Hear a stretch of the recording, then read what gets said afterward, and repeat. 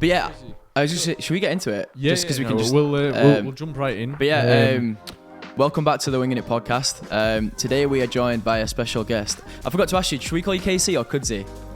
Oh, Kudzi's fine. Kudzi, right, perfect. Yeah, so we're joined by Kudzi, who online is known as KCthePilot. We were just talking off camera. You're a 737 pilot, and you fly the Max as well, right? Don't you? Or you trained to fly the Max? Within the fleet, we've got both the 800 and the 8200 is called now, the Max. Yeah. Definitely. I was just reading on your website just a bit about your background. So obviously I've read about it, but for those who maybe don't know about you, or some people might not know your background, where you come from, do you want to do a quick rundown about what you've done prior to your life as a pilot? Exactly. So I started flying professionally quite late on in my career. I mean, I'd flown through the air cadets, and that's one of the, a lot of people message and say, "Oh, flying's really expensive. You've got no money. Where do I start?" And I'm like, there's so much free-flying that's available within the UK, particularly if you live here and you're resident here. Like, you've got the Honourable Company of Air Pilots, PPL scholarships. They've got you've got the Air League, who've got flying bursaries. They've got scholarships as well.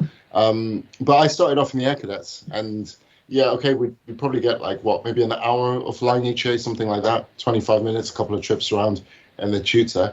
And then through that, then went on at school, did gliding scholarship. And gliding's a phenomenal way to get into flying again on the cheap, and that was all completely free. And then sixth form, I got the RAF flying scholarship, which gave you 12 hours powered flying, and that was to get you to solo. And then went to uni, no money to fly. So started a gliding club, and then we just flew gliders. Without gliding, I probably wouldn't be flying professionally today, because the gap would have just been too far. Yeah. But it was just nice to spend time at the gliding club. There was all sorts. There's world champions. There was people that flew professionally for BA, for KLM, for all over. So it's when you surround yourself with these kind of people, not that you just wake up each morning and you want to be surrounded by pilots because that's the cool thing to do.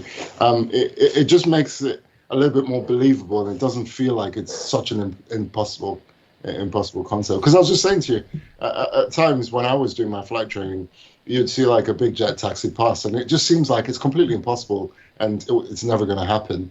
But yeah, it's really quickly it does. That's really interesting that you said about the gliding. I actually never knew you could. Does that count towards your hours? Gliding? It doesn't count towards your hours. In a sense, so if you do motor glider flying, then your total time does count. But you couldn't, for example, take the credits and say, "Hey, I've got 200 hours in a glider. I would like to use that towards my CPL total time." There might be a little bit of credit, but generally it doesn't. But irrespective of whether or not it does, what it does teach you, gliding in particular, is because of how sensitive gliders are, you really have to understand weather, and you really have to be able to read the ground also. So on a windy day in a glider, you could, let's say, fly an approach at 60 knots. In the last 50 feet, you could lose 15 or 20 knots of your speed, and if it's hilly, it's even worse. So all these effects start to come into play. And I mean, now I'll be flying into an airfield in a 7-3, and it's got a big slope and it's quite windy, and you know that in the last 50 to 100 feet, you're probably going to lose about 10 to 15 knots. So you're already there, starting to add the thrust, and it's just little things like that. That's interesting. That I think gliding really. I wouldn't really help you out. That is the one thing I think we were discussing last week when we were playing golf or something. I can't remember what we were doing, but we were talking about we were curious as to how your training at, say, your PPL level would translate into flying the big jets,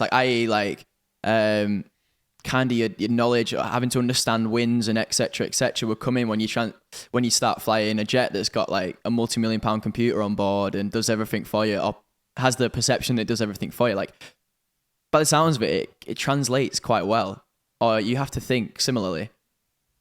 Yeah, you do. I mean, it's in terms of how the operation is run, it's completely different. But there's a lot of things that your basic flying will will teach you.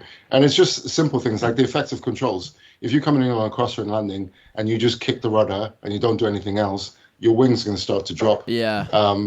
So you've got to cross control and stuff like that never changes, irrespective of what you're of what you're trying to do, and just how the airplane works. Let's say you're flying an approach somewhere, and you get a big change in the wind. So maybe you're getting like tailwind 10 knots, and then suddenly you've got like 15 knots of headwind in your face. You're like, well, what am I going to do about this? I still need to fly the approach. Well, okay, if you pitch up, the airplane will slow down. That will help you get your speed back. And if you get your flaps out, you get more drag, and then you can slow down a bit faster. Yeah. So yeah, it's all that is. It doesn't change what you fly. It's all exactly the same. That's amazing. So yeah, definitely lots of it translates, and yeah.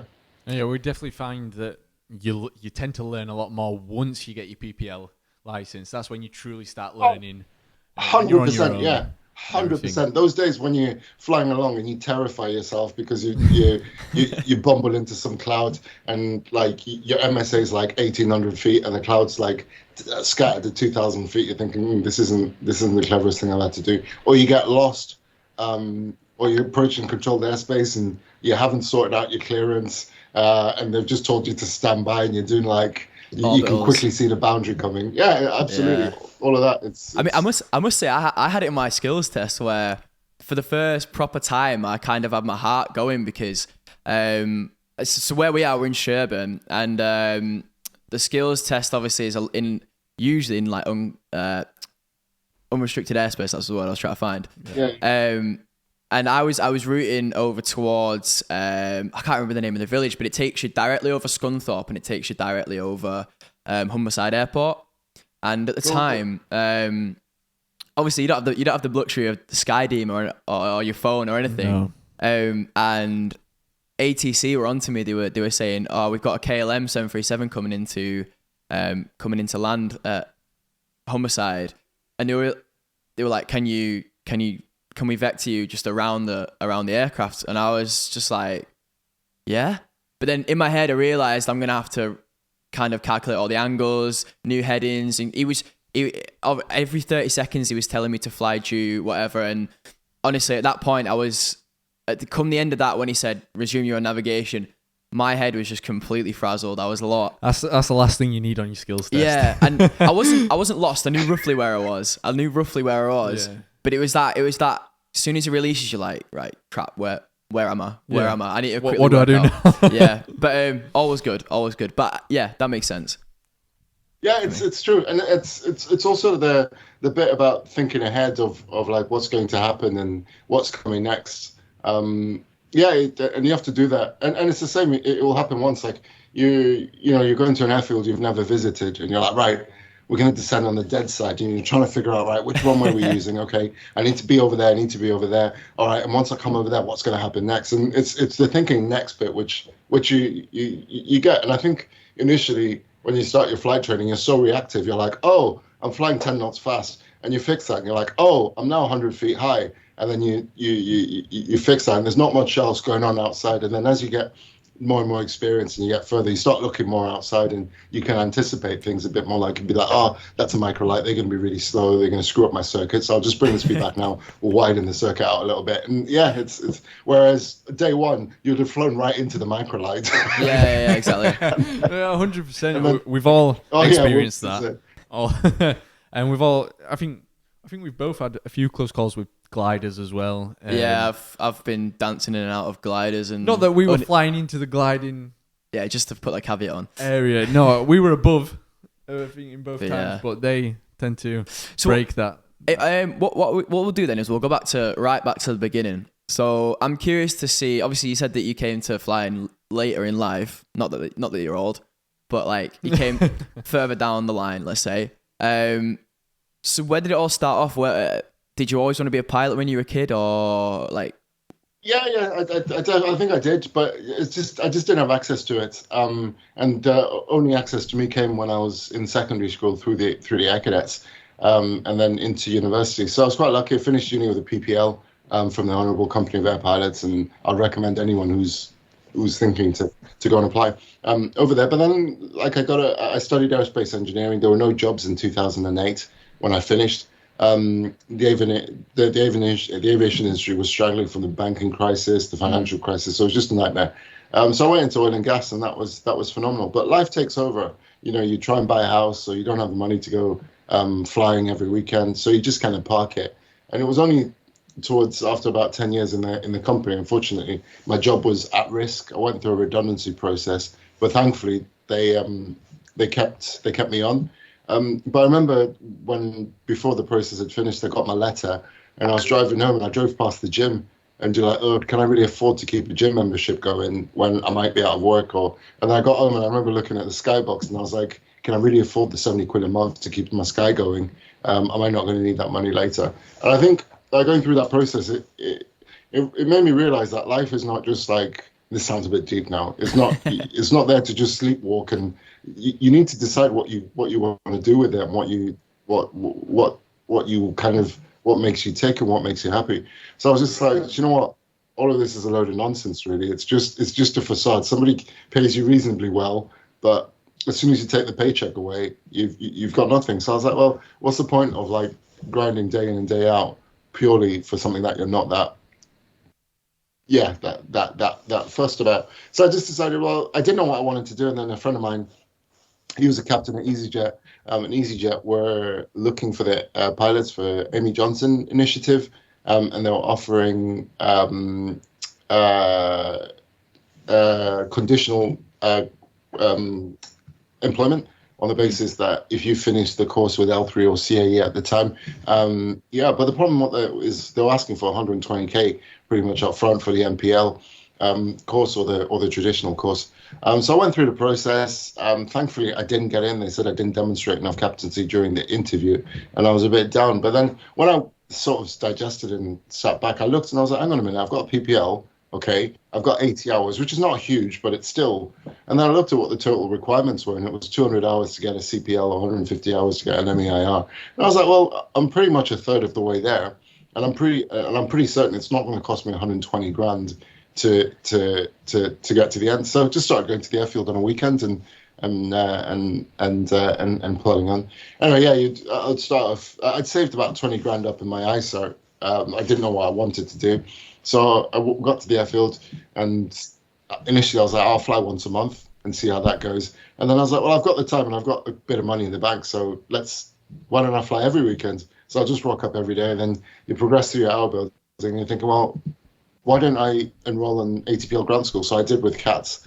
That was a nightmare, because I thought it would just be like PPL grant school where you just read, half an hour before your exam and you pass straight away. Use your common sense. But very quickly I realized that you couldn't just sit there with ATPL books watching Game of Thrones in the background and think you'd get away with it. No. It was solid study. So I was like, right, well, how am I going to get through this? The only way I could find the time was start my day about 4 or 5 in the morning, study before work, 2 or 3 hours, and then go into work. Got through those in about 8 months' time. That was extreme. I had no life, literally no life, every day. Monday to Friday studying, and then on the weekend flying. But it's, I think of ATPLs, and I'm just like, it's not a process you want to do slowly. It is. It's a grind, isn't it? Yeah, we found the hard way. I mean, personally, me, I started my ATPLs actually, I believe, November last year. So almost a year. And I was taking it slow. I was writing out all the content. I had all the books and everything, rewriting it. And only in the last 4 months, I've come to realize, hang on, I'm not getting anywhere with this. If I was to do a test, I'd maybe scrape 50%.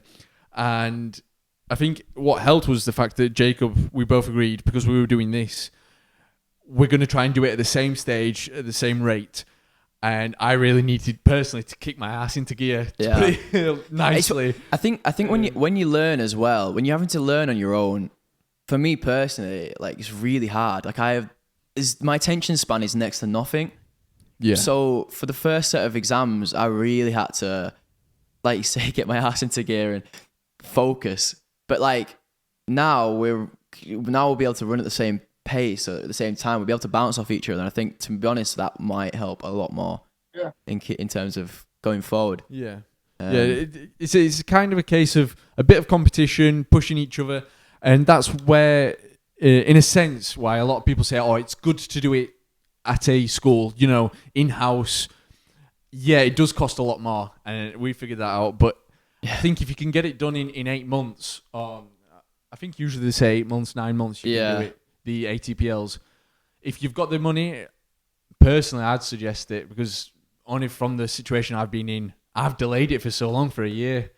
Only just now, in the last month, I've actually started and pushed through. We've done module 1. We've passed the exams, and not to mention, forgetting to mention, we're doing both CA and EASA exams. So, but yeah. It's a sticking point. What I wanted to ask, I know you mentioned it a second ago, because it actually relates to me. You studied aerospace engineering at Uni of Manchester, right? So I've actually got a degree in aerospace as well. Magic. So I'm really curious to see, because when I was going through uni, I had to always say it. I'm like, this will be backup. It's going to help me get employed, blah, blah, blah, just to keep me going. Because realistically, I wanted to do was hop in the cockpit and go fly. And I didn't actually manage to start flying until after my degree. So it was almost like I had to keep motivating myself that this is it's gonna help in the long term. So I'm actually curious now, honest opinions, do you reckon it's helped you at all with working within the industry as a pilot, let's say? So the aerospace engineering, I think what you come out of it is you're very good at looking at a lot of information, sometimes complex, sometimes competing with each other, and then coming out with something useful at the end of the day. Yeah. And it doesn't really matter what industry you work in. If you can do that, you're going to be fine everywhere, because that's a pretty key skill. It carried me it still carries me to this day. I'm a chartered engineer in the oil and gas, with the Royal Nautical Society and Institute of Mechanical Engineers, and that carries you. You have particularly if you've got experience with your degree, you're a phenomenal tool to anybody that needs anybody that can think, basically, and solve problems. Yeah. And I think the degree is unreal for that. In terms of day-to-day job, does having an aerospace engineering degree help me remember my standard operating procedures and flight profiles? Probably not. You don't really need that. But when things aren't working out and maybe you need to find a way of solving the problem, then having that background definitely will help you. Will help you to do that. And I mean, airlines are not just looking for people to come in and press this button at this time and do this at that time. They need people who, are going to operate the airplane safe and well, but when things aren't working out, also be able to use their initiative and their brain just to try and solve the problems to get through. And I think the other thing also is, I think having a aerospace degree means you're not frightened of technical information. That's true. Yeah. So that's I'd say that. Yeah, definitely. Oh, it wasn't all for nothing, eh? No, definitely not. I think just for the audience who are listening, especially the younger audience, that'll help them to understand. Yeah, it does. It's getting that, like you said, getting that skill of being able to problem solve and knowing how to apply that. You don't necessarily have to do a degree in order to get that. But No. I didn't go to university. I just went straight into wanting to be a pilot. I was looking to do aerospace engineering as well, and I realized that maybe it's not for me, just as certain circumstances. Unfortunately, the pandemic hit, set me back quite a bit. But yeah, for anyone listening, the skills that you do learn from college do help. I think it's definitely helped with the ATPLs. I mean, like we mentioned before about learning once you actually get your private license and remaining calm under pressure when things do go wrong. That's one of the most important things personally I've found, is being able to solve problems quickly, efficiently, and remaining calm. Because if you don't, that's when things go wrong. And to be honest, it's not something that you're like, wake up with in your ice cool Maverick. You have to change your underwear a few times, and each time the point at which you need to change your underwear gets a little bit further than the last time, and it's just an iterative process. I think it's quite amazing though, like until it happens to you, that process of say one day something scaring you or overwhelming you, and then 2 days later you're able to just cope with it like that.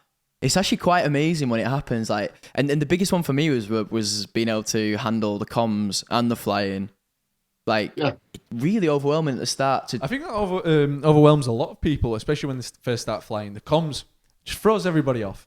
Everybody. I know it did with me. 100%. 100. Even the first time I flew the 737, it was during my base training. We had the base training captain. He's an examiner, one of the most senior captains within the company, and phenomenal. Also had a safety pilot behind. And during the base training, I had nothing to do with the radios. And I remember I did my 6 takeoffs and landings, and I was like, oh, that was amazing. And I was like, I literally had someone prompt me to be like, okay, are you ready for the flaps now? Right, here you go. Right, 5 miles, let's put the gear down. And then the safety pilot was doing the radio. So it's completely true. Every time there's something new, your capacity shrinks a little bit. And then as you get used to it, the capacity starts to come back. 100%, definitely. I remember my first diversion in PPL, and the instructor like talks me through what you need to do. I was like, there's no way in a million years I'm going to be able to do this on my own. No way, impossible. But then you get to PPL skills test, and he gives you a diversion, you deal with it, all right. And then you get to CPL, and now they're giving you really uncomfortable diversions, like saying, go and find me a kebab shop in Birmingham. And by the way, you've got to cross like a danger area, some controlled airspace hidden as well. And you need to be there plus minus 30 seconds. Let me know what time we're going to be there, sort of thing. So yeah, wow. It just all grows. That's incredible. That I didn't even think about that. Look at myself. Yeah. Oh no, I have to do that. I might have to go into engineering after all. No, that's a bit. To come on your CPL course, there'll be a lot of that. But it's just to get you confident in the basic skills. And they'll ask you to go and find stuff that's not there. But all they're looking for is for you to be like, right, that's the river, that's the railway, crosses over there, it's time, it's and that's all they're looking for. I guess it's all fundamentals at the end of the day, right? It's all like we said, it'll help you. So then obviously you said that you got a JAR PPL initially, then you had to go get an EASA one.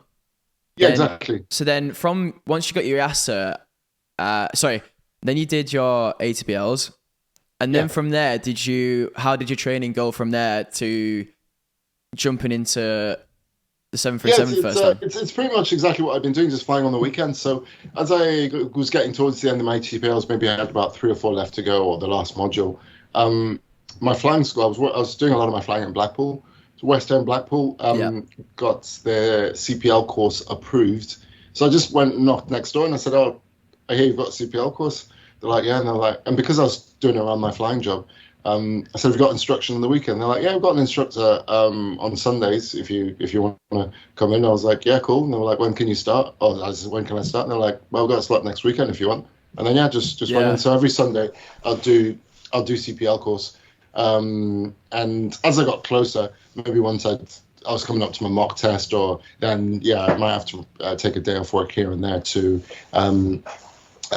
just to keep the momentum, because particularly towards the end you need to be flying really like every 3 to 4 days, just to have that sort of be at the currency, be at the pinnacle, and just be really sharp with everything. And it was the same story for my IR. Fun and Flying School. It was PTT in Leeds. Unfortunately, they've closed now. And I just rang up, said, hey, have you got instruction on the weekend for the instrument rating? They said, yeah. So I'll just go in every Saturday and initially start off in the sim, to do a couple of sim sessions each Saturday.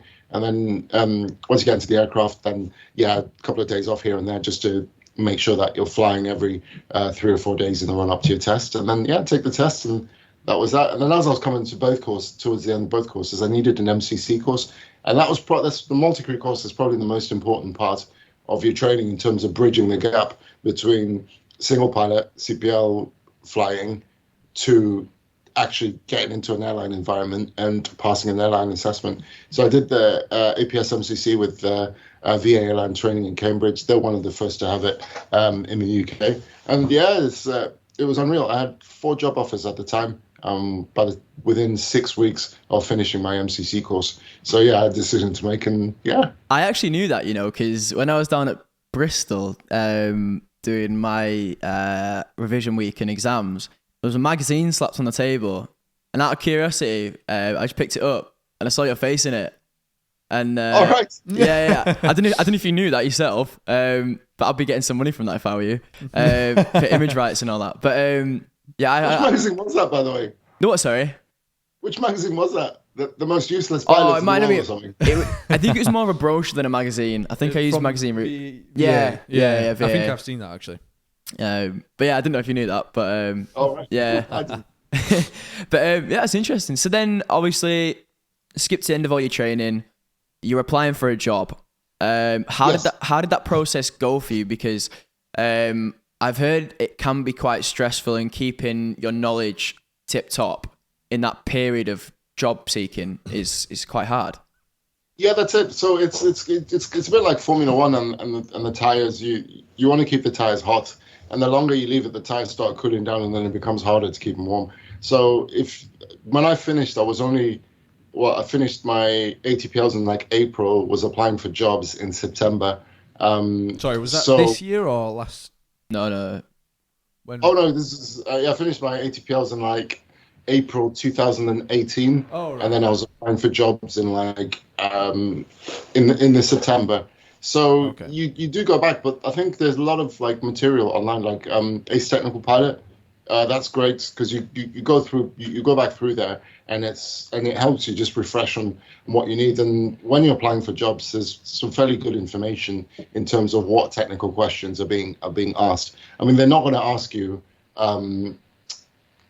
explaining the what was it that everyone forgets in MET, all the different patterns of the winds, like what's this wind in this part of the world. They're not going to ask you that. Yeah. Right. But they can ask you, okay, you've got ISA deviation of +10. What does that do to your true altitude? And then they want you to be able to multiply and get across. So yeah, you kind of get fine tuned into what they're asking, what else will they ask? I'm just trying to think of some of the random things that we used to go through ATPLs that have no relevance. Yeah, but they'll ask you the practical stuff. What's your slant range for your radios? And I still use that today. I mean, I don't calculate the slant range, but you look at the distance and it's line of sight, and you're thinking, well, can I get the ATIS yet? No, I'll leave it another 10 minutes. So yeah. Yeah. So it kind of conditions you more to thinking in a more procedural kind of applied way, as opposed to just it being straight theory and nothing else, I guess. Yeah, exactly that. Yeah. And I mean, you just work through the books, and it gives you a reasonable bit of prep to get your knowledge back up. And ultimately, like it's hard at the time, but all the airlines trying to figure out is, what's this person going to be like if I have to sit next to him for 12 hours on a long day? And 2, can we train this person? Because they're also constrained by their budgets, and they don't want to get someone in who's going to be needing remedial after remedial after remedial training. And equally, they don't want to get someone in who's just an absolute nightmare to spend time and be around. And it's just those 2 questions, really simple questions to answer. Yeah. A, you're right to spend the day with, and 2, you can be trained. That's it. Yeah, I think we've heard that quite often, and it's something that doesn't really cross your mind. It's a lot on your personality and your character as you are as a person. One thing I wanted to mention that you were just talking about, your knowledge, having to keep it up. Regarding the ATPLs, I know a lot of people speaking about this recently. A lot of people are thinking of just trying to go through the ATPLs by just doing the question bank, not actually learning the content. But one thing that you'll realize later on is you'll have to rely on that content later on in the line training, and it's something that a lot of students don't realize. So you can't just, for anyone listening, you can't just learn from the question bank. You do have to know the knowledge. You need to do both. You've got to have your material nailed out, and you need to do the question bank. If you do the material, you don't do the question bank, you're gonna have a nightmare. If you only do the question bank, you're gonna have a nightmare. You need both. Yeah, you need both aspects. Out of curiosity, what did you find the toughest subject or area in your ATPLs? What was the hardest? It was generally the texty ones. So the maths type stuff. It was a bit easier. You learn the formula, you figure out how to do it, and you just practice it and you can do it. Yeah. But it's just stuff like air law. They can ask anything about anything, and you either know it or you don't. And operational procedures. I think they were all the random sort of non-contextual stuff. They were the struggles. But the stuff that was practical calculation-wise, that was much more comfortable. We've got that to come then. Yeah, no, we'll have to get knuckled down. Like Cuzzy said though about the maths based formula, you know the basics, you know how to lay it out, put the numbers in, and just practice, and that's how you get better at them. One of the things I found that, especially with more the EASA, and a lot of other students have said this from other countries in Europe, is that what tends to happen is the questions are written in, say, Portuguese or Italian or French, and then they send it off to get it translated, and the translation to English is not the same. And it doesn't always make sense. And there's a certain, in fact, I'd say probably about 40% of it is exam technique, which is where the question back comes in, because you've and this is where it gets a bit tedious with ATPLs. It's no longer asking you as a student. It's no longer trying to see if you know the information. You now as a student have to be like, what is the intent behind this question? Yeah. And then you're just like, then it just starts to get a bit silly. And that's where I start to feel for people who are not exactly proficient in English and fully understand it. Yeah, it's a tough one. It's a tough one. But moving on to, so we talk about getting your job. What was it like when you first sat in the right seat of multi-million pound aircraft and you're at the helm of it? What was it like? Complete overload. Yeah. Sensory overload. I mean, even like moving from like a fixed base sim going to a full flight sim, they're pretty realistic. The Cat D level sims, they've got real components and stuff, and the graphics are great. You feel the vibrations. You start to get some sense of how everything. That's pretty overwhelming. And as you're going through your training, you get good at the fixed base sim, and then you get into the full flight sim, and then suddenly you've forgotten all your calls and you're missing stuff again. But again, it's just the capacity thing. Yeah. And the same thing. I remember my first day out was at Liverpool, and you get to the aircraft.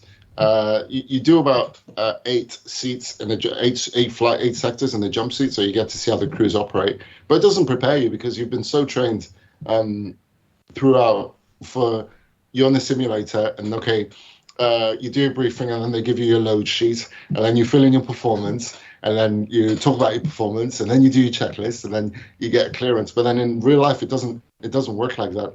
You might get onto the aircraft and they've already started loading, and then the cabin crew are asking, would you like any hot water or any waters or stuff like that. The engineers are coming in doing whatever, updating the paperwork. You might have a slot, so you might need to get clearance, you might need to talk to ATC. So it was just like complete overload of what was happening, or the passengers might be coming on board as well. It was just total. You're just like a rabbit in the headlights. And how long did it take for you to get used to that? Like, are you still getting used to it now?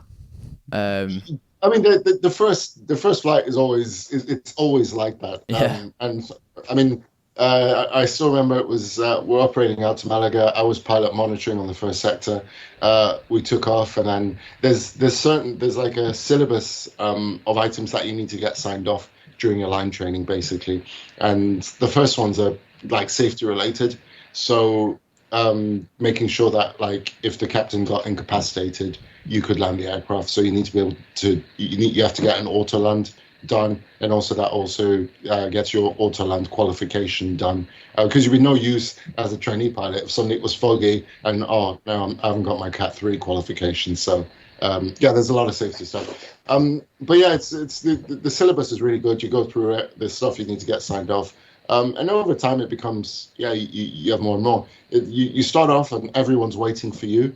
And as time progresses, you do your bit and you're now waiting for the people. And Yeah. it takes what I did probably, my line training was roughly just under 70 sectors, 70 flights. And by then you get signed off and you're safe. But it's only once you get let go, a bit like when you get your PPL and you're on the line that a lot of the learning starts to take place. Yeah. And as your limits get lifted on, once you reach a certain amount of experience, you can use more crosswind. You can do approaches with slightly less visibility and so on. Yeah, it's just continuously learning. Every day is a learning day, 100%. That's a cool way to take on it. Yeah, no, I just want maybe getting into more about the flight training section of it. And you said you did your hour building just on a weekend, just flying every weekend whilst you were learning during the week. You had obviously work, you had a family and everything. Would you have done if those things weren't a factor? Would you have done it different? Would you have done it in a, say, perhaps gone to America to hour build? It'd have been quicker. It might have been, well, it would have been cheaper. Things like that. Yeah, I think the one thing I've learned is like there is no perfect route to flight training. There is no golden stamp, and you have to do it. I mean, there's the old conversation of integrated or modular, yada yada yada yada yada. But the truth is, you just have to look at your own specific situation and figure out what works best for you. It's so important that you get the type of flight training right for yourself. So it's not causing friction around your personal life. For example, if let's say like me, I didn't have 120 grand, so racking up 100 grand or 120 grand in debt, knowing that it needs to be paid back at base rate plus 4% in 24 months time, and if I'm not done, then my parents' house would be repossessed, was not for me. It's just not something I wanted to do, and I did not want that level of stress. But then somebody else will say, well, I don't want the level of stress of having to like work around having to do ATPLs. So you've really got to find like what works for you and what's more important for you, and do that. And as long as you find the way that works best for you, then it's fine. It makes it much simpler. And for me, that was the way that it was gonna. That was the only way it was going to work. Yeah. Was I had to do it around my job if I wanted to get the qualifications and fly, because I needed my job to earn money. And also, there's no guarantee you will get a job. Also, when you finish, you can be unlucky, or maybe COVID or the pandemic hits, and then you have to wait 18, 24 months. And during that time, you still have to keep all your licenses up. You still have to keep your IR valid. You still have to fly regularly. If you get an assessment, you have to organize sim time to just get ready. So yeah, I think that was what worked for me. Sim situation, I'll do it again. Yeah, I think I was more the Fast and Furious. Get it over and done with. Yeah, because I just didn't want to pull the plaster off slowly. Yeah, no, I think that's definitely best. It's something that I found out. You just, instead of thinking, just do. Sometimes it's a lot better and quicker. I mean, when I was looking at schools, I was doing a lot of research at the time, just before the pandemic. I think it was 2019. I was going to the Pilot Careers Live event down in London. I think I went 3 times, speaking to different airlines, schools, even the RAF, and finding different information and just seeing. And then just one day I came to Sherburn. I rocked up, can I have some information? And I was there with my mum. And they said, they laid it out, went through all the pricing and everything. I was like, yeah, that sounds really interesting. And they said, when do you want to start? And I said, start. And I was so worried about, I want to get everything right. Yeah. And my mum said, well, they've got a slot next weekend. Why don't you start then? And I was like, yeah, sure. I mean, that's how it snowballed from there. And now I really, especially having the pandemic slowed my progress down and slowed your progress down, just really want to get it done. Obviously not making silly mistakes and rushing into certain things, But a question I'd like to ask you is, how did it affect your career, the pandemic, with flying? Yeah, completely on pause for a good amount of time. I think during the first lockdown, when was the first lockdown? It was like in March was 2010, it? yeah, Yeah, 2019. And nothing really happened until June, July time, and I think so. I think we had probably 3 months of literally nothing. Yeah. I mean, my airline was very good. They kept us going. They kept our sims going. They occasionally there would be maintenance flights, and would be rostered to do a couple of them. And then they also kept us going with a 90-day recurrency, as well. So it meant when things reopened, yeah, we were straight back in, to take advantage of the gaps. But yeah, I think I learned during the pandemic that it's so important to have a backup plan. I was lucky enough; I was able to do some of my old job previously, to go back, and do that. And yeah, that's why I realized that it's so valuable to have a different, something else rather than just flying. I want to fly, which is great. But yeah, it's the industry is just so fragile. The smallest thing happens, it's like a text message, and then boom, the airline goes bust, or government start doing this. So it's so fragile.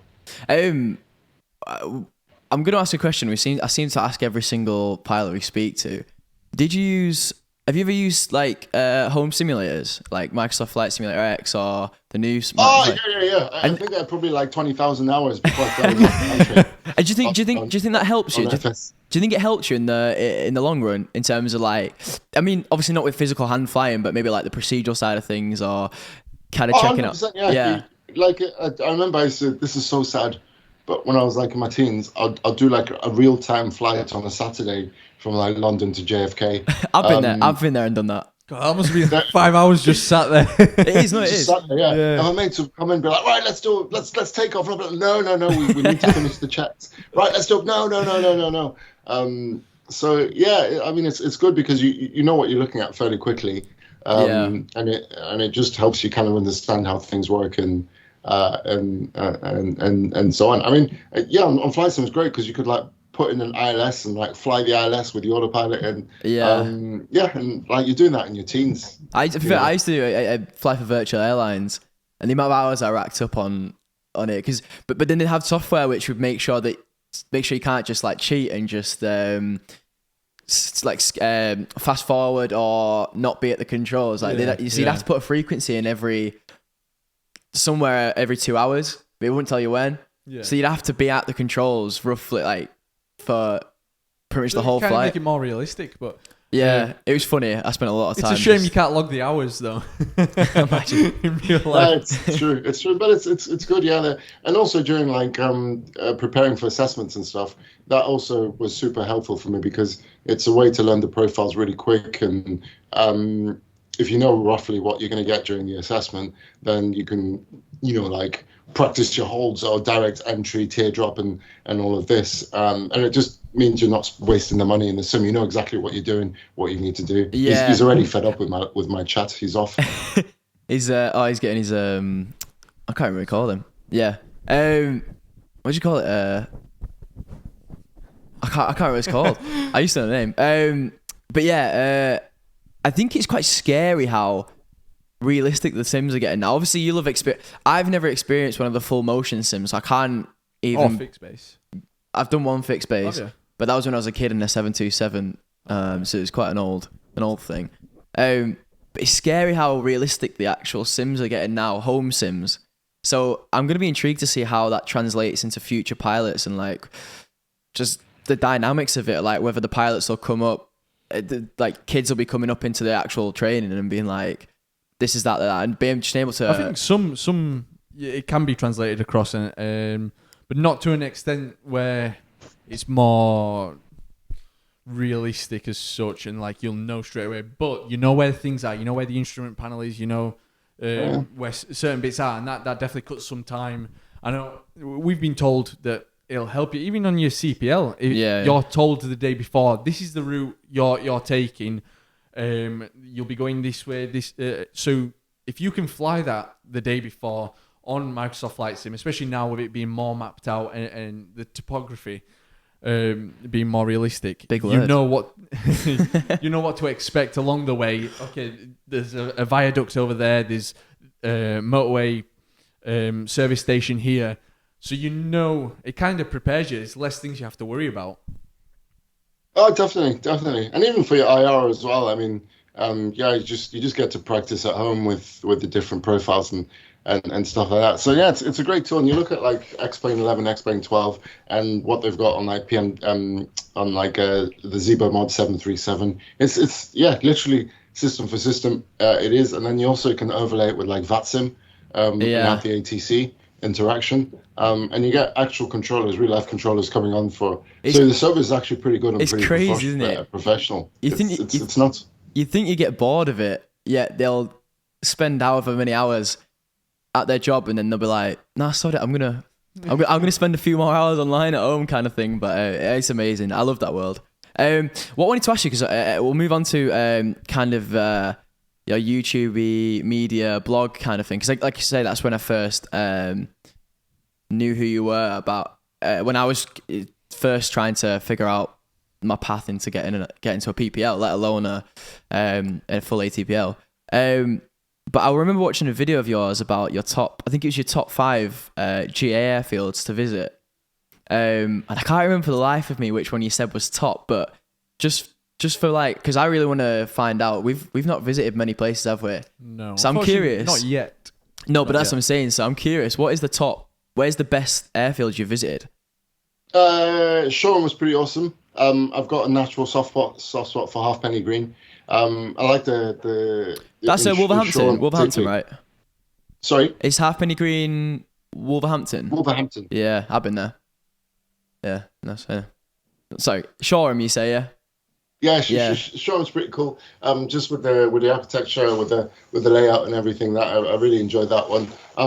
I think during the owl building, I tried to challenge myself and just go to places that are gonna push you to do something. So maybe I'm gonna force you to go through or have to cross controlled airspace, or just give you something that you wouldn't normally do. And the whole idea is just to try and get more capacity as you go through, and then when you get to like CPL and IR stage, it's not as petrifying and scary, because you've already put flight plans in beforehand, like flying to France. Le Touquet was amazing in northern France. You had to go across the channel and then go and have a burger there. It's so good. So many places. Everyone's got its own little charm, and that's great. Yeah, great. that's one for we've been talking about. We really want to go. We want to cross the channel, just full stop. And obviously, Le Touquet is that token place where you've got to go visit. And everyone goes to Le Touquet. Yeah, everybody. Most of these visitors are British pilots going across. Probably, yeah.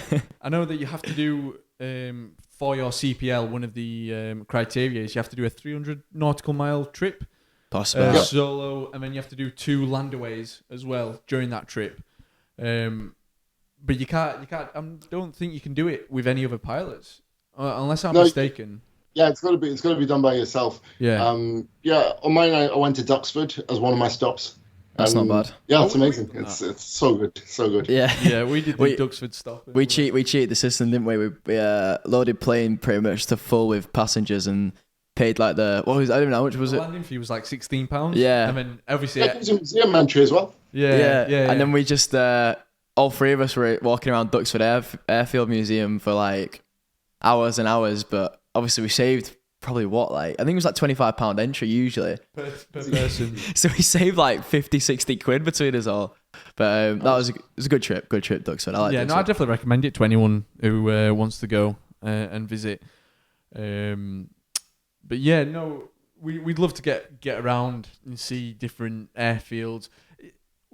We feel like GA as a whole, it's in this country, maybe it's having a knock-on effect with Brexit. It's starting to dwindle, and I think there's been some statistics being released. A lot less people are getting their PPLs, and plus the median age has risen, is a lot higher as well. It's just the cost, yeah. That too. Yeah, where are you going to find, I don't know, $8,000 to come and do, 9-10 grand to come and do for like somebody who's 25, just started their first job. Yeah.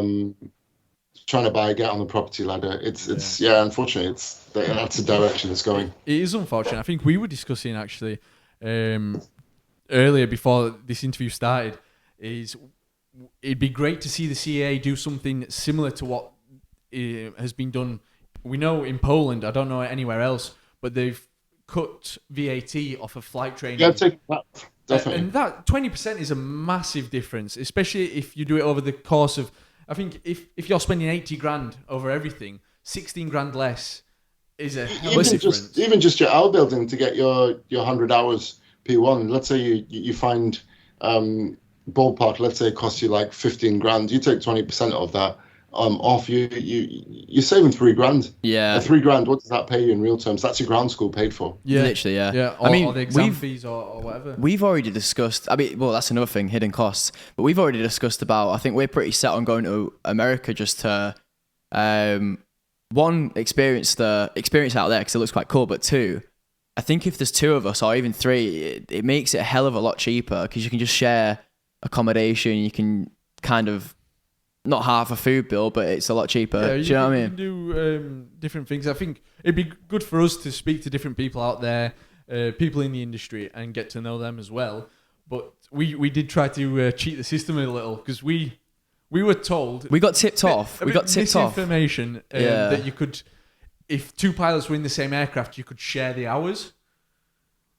Yeah, we found that out. That it's not the case at all. But even still, I think gas prices are a lot cheaper out there, and I think the community out there is a lot stronger as well. Like, yeah, and we'd love to see that come over here. Yeah, I mean, there is heritage here about aviation, especially general aviation. And we personally want to build it up again and get more people in the industry. Oh, 100%. Especially people our age as well. Yeah, like we said, especially younger people. Because I think at Sherburn, I mean, don't get me wrong, I fly in the week, so I've always flown in the week midweek, so like I don't see too many people. To be fair, we personally avoid weekends because of a few weekend warriors. It's just the worst. But yeah, I've not seen too many people like our age learning, flying. Yeah. And whether that's because they come on the weekend or what, I don't know. But personally, I've not seen it. Like Kudzi said, money is a big factor in it. Yeah. And it's unfortunate, but that's the case. I must confess. The people that you find are like those that have been indoctrinated and are completely addicted and who are just like, it's okay, I'll just not eat for the next years. That sounds like you. That's who you find in the field. But yeah, I wish it was a little bit more affordable. But yeah, what can you do? That's a whole other conversation for another time, I think, though, discussing what can be done. I think we'd love to get help out as much as possible and get maybe like you said, something in the future, get something together and get as many people involved and definitely help out the industry. Yeah. So how did YouTube and the blog come about? I'm curious. Like, did you sit down one day and just be like, sod it, I'm just gonna myself. It was guys, I'm just looking at the time actually. We might have to wrap up and that's cool. And go again. But real quick, it was just during lockdown. I was just like, what am I gonna do with myself? So I was just like, so I just Googled, this sounds really selfish, and I didn't do it, but it's kind of about like, how do you make extra income? And it was like, start a YouTube channel. So I did. My videos are shocking. They're still really shocking. And if anyone's got any young kids that won't go to sleep, get them to watch my videos. You won't have any issues whatsoever. And then just started that. And then the book, it was just when you go back and you're like, well, what can I share that I've done that will be useful to other people? So I just decided to write it up. I go to bed each night with my iPad right beside me, and I'd make sure I wrote 1,000 words each morning before I did anything else. Oh wow! And then after like a month, I had pretty much the book done. So yeah, it was cool. That's I mean, we saw that this morning, so I think we're definitely gonna give that a read. Yeah. I didn't realize you'd written one, to be totally honest. So so that's not like a little bit of self-promotion. I'm not going to mention the title. No. By all means, promote yourself as much as you want. By all means. But we'll have to get a signed copy though. Yeah, to be fair. Yeah, if you just go on Amazon, how to become a pilot in Europe, you're in business. Well, on that note, I think it's good time to end. But thank you very much for joining us this morning. I know you've got a busy schedule and all that. So Yeah, but thanks for having me, guys, and yeah, genuinely thanks. Sorry it's taken so long to organise. No, don't worry. I mean, I'll have to come to Sherburne, and you can teach me how to fly properly. before we go, we were obviously want to do a lot more content and stuff, more like real life content. But like, we were actually discussing about potentially doing a series like we took some like ex-person flying. So you know, we'd love to come pick you up at Barton. Yeah, that's it. Well, I'll come down to Sherburne. Yeah, you can show me around and teach me how their primary controls work. And no pressure. You're gonna be that'd be great. Yeah, you're gonna be judging our flying. It's like, oh God, what are they doing? Backseat pilot. That's the one. But yeah, thank you very much. For anyone watching, definitely go check out KCthePilot on Instagram, on YouTube. Like he said, he's written a book. If you want to get into flying, check him out. Definitely loads of helpful points. Shout out to the motorists as well for hosting us, letting us be here and do this that we're doing. And don't forget to all the usual, like, subscribe, comment, whatever you do on a podcast. But yeah, thank you very much. That's great. But yeah, Thanks cheers. very much. Cheers, Cuzzy, man.